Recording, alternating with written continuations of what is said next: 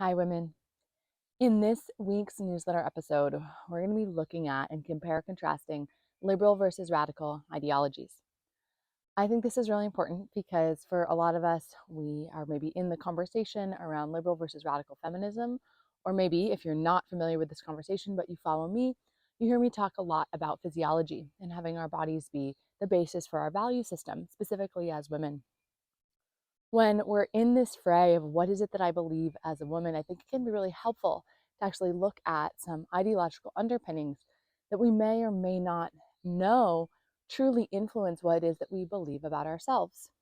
When we start to peel back and acknowledge the precursor beliefs that often support how it is we move through the world or our perceived values, we build a stronger foundation for what it is that we actually believe.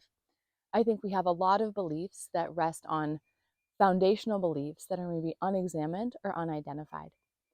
So, the purpose of this exercise, we're just going to go through a little liberal versus radical chart. This was first made by Leah Keith. She's a great feminist, but I've rewritten it myself in a way that I think is more relevant. And so, we're going to go through that to look at some ideological differences. Of course, there's many other types of frameworks with which to consider our lives or our values. Even within the feminist lens, we could look from a more intersectional lens or a Marxist lens, but we're going to stick with the lib versus rad for today.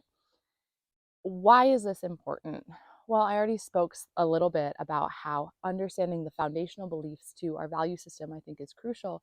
But why that is crucial is because when we really know not only what we believe, but what we need to believe in order to believe what we believe, right? So taking it back a level, we actually start to have more robust understanding of why we make the choices that we make and why we hold the values that we do. And when we really can understand for ourselves our values orientation, we're able to live those values more fully. I know for myself, a clarifying in my values was really crucial for being able to work effectively and feel satisfied in my work with women or just in my work in the world in general. And so I want us all to really have an opportunity to dive deep into this stuff because for me, it was never taught. And this stuff has really changed my life. Okay, so we're going to start by just doing like what would be maybe the liberal belief versus the radical belief. So first one that I want to bring up is individualism versus like group or identity, which this one is meaning that the unit that we are considering within the framework is the individual as opposed to women as a group or class. So an example of this would be that, I myself believe XYZ and my personal rights are of the utmost importance, which is one way we can orient, or my personal rights are actually of secondary importance to the rights of my group or class. So the basic social unit is either an individual or a group or class. And these are two different ways of thinking about making choices, and really how to live in a sense of liberty and freedom. Two different ways. The next one I like to think about is idealism versus materialism. Idealism would be the liberal ideology, materialism would be the radical ideology. So, idealism says that attitudes and ideas are sources of either oppression or liberation, right? So that what it is that we think is what is going to actually create social change. An example of this would be if I believe something about men or women, that it is my belief and really the adoption of that belief that's going to actually create the social change. Materialism doesn't believe that ideas or thoughts are the primary drivers of social change, but rather just a piece of a larger picture. But instead, that social change comes from very real and concrete structures of oppression or liberation, meaning no matter what, an example would be no matter what it is that we like think and our ideas and beliefs, if this is how the system is structured, that's actually going to have far more of an impact than the concept of quote changing hearts and minds, right? So again, these are just different ways of conceptualizing what actually contributes to social change. An idealist model being hearts and minds, and a materialist model being concrete systems. And again, idealism being the liberalist, and materialism being the more radical view. All right, the next one I want to look at is naturalism versus constructivism.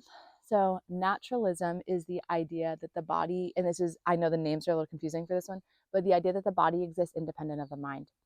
This is a very sort of core religious foundational belief, right? The idea that, our soul is somehow distinct from the body, that type of iteration. It also believes that things like gender and race are, um, you know, biological realities. Now, this is a little bit confusing in our contemporary context of like gender and biology, right? So when we say gender is a biological reality, that is predicated on the difference between gender and sex, right? So gender is, masculine and feminine. Sex is male and female, right? So it's saying that, those are concrete realities versus constructivism says that the mind and the body are always one and the same, right? There is no separation between the mind and the body.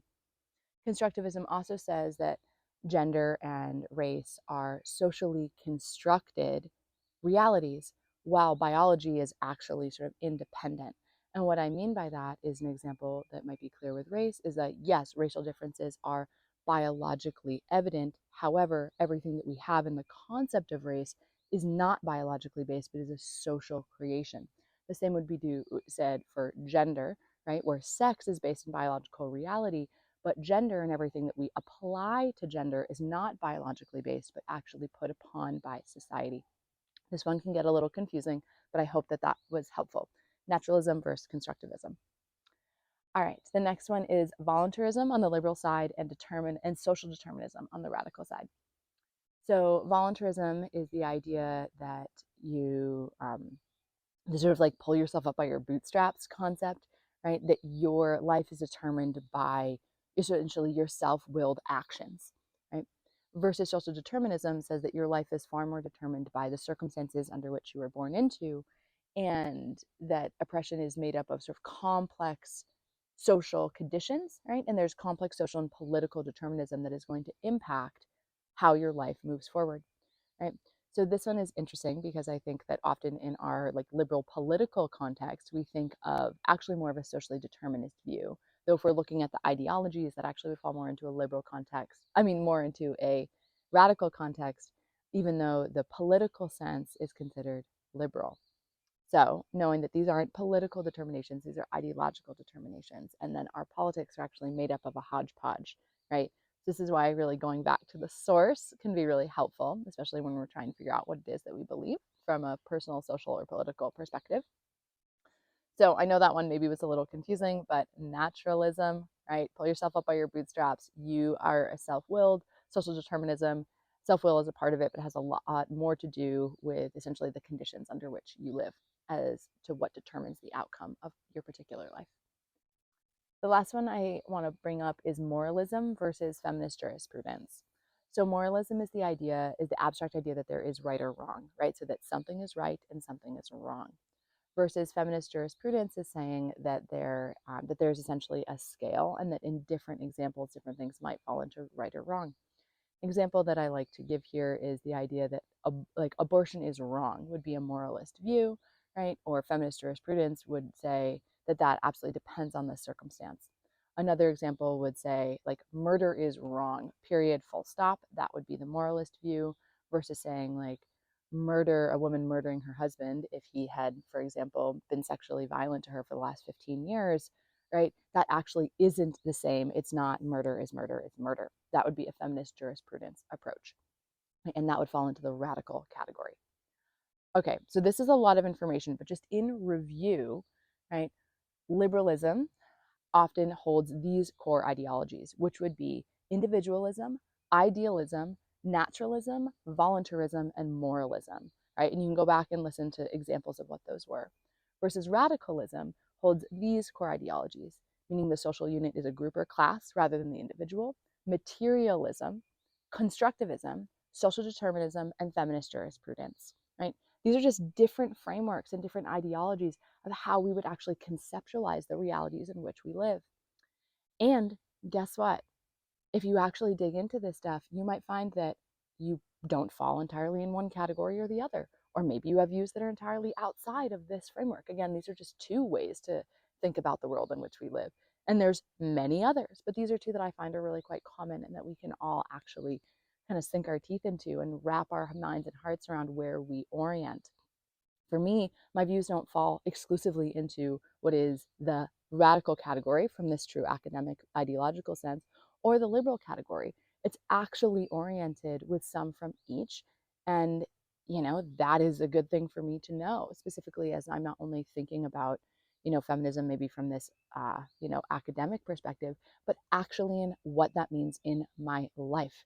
Every day I'm given situations where I need to think about, well, how do I actually want to behave here? How do I want to respond to a woman in this circumstance? How do I want to orient myself? What are the values that I want to uphold? And having considered what it is that those values actually mean for a greater society when played out, right? That is has really helped me be able to feel grounded in my life. That's really helped me be able to move forward in my work in a way that I think is value centered and clear. Lastly, I find that for me, when I didn't have this basic framework, and again, this is just the tip of the iceberg, right? But when I didn't actually take time creating an ideological or a values based framework for myself, I I like found myself in my work, like after running my business for 8 years, and I discovered that my business was like not actually aligned with my values. And then I was like, oh no, what do I do? Right. And then I did a lot of, soul searching and shifting and, sort of lateral movement and rearranging and transformed my work to be more values based.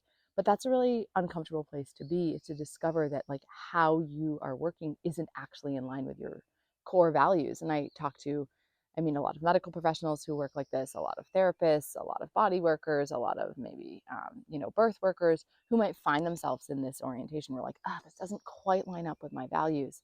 And for me, getting really clear about what those values were was the crucial first step to then orienting my life around the values that I want to bring forth into the world. Also, I could never have a video without adding that there's a physiological aspect to all of this.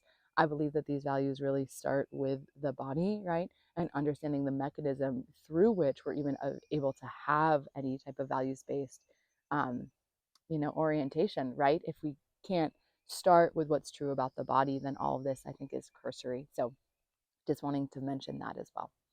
Okay, if you're interested in this, again, this was like a rapid fire list. Obviously, we could dive way more into this. We do get into this a lot in my women's work cohort, where we're really thinking about the sort of values and ethics formation that we all need individually in order to do our best work in the world.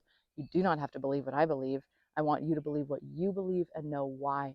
So if you're interested in that and interested in how it relates to your physiology and really how to uplevel your work in the world from having this type of deep understanding of why you behave the way you behave, why you believe what you believe, right? That's what we get into.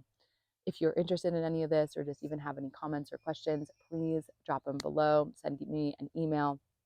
And yeah, I'm just really interested in all of us knowing where we stand and why. Hope this helped.